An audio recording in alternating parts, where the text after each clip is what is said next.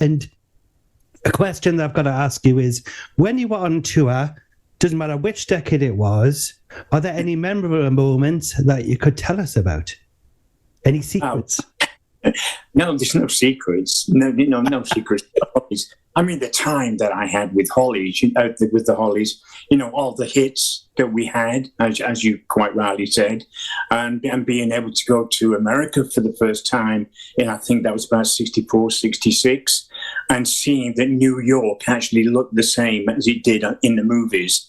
When you get things like that happening to you day after day, it gets very hard to actually to pick a particular time in your life, which has more, it's getting on a plane for the first time to go to America. Yes.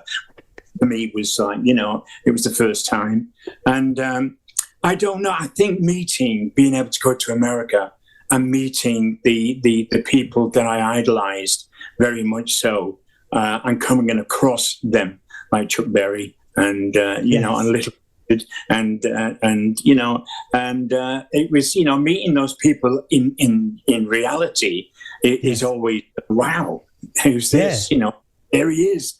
I mean, walking down New York, I saw one of my favorite all-time cowboys. His name was Tex Ritter, and he was sitting in a by a dining table, and I could see him in a coffee shop.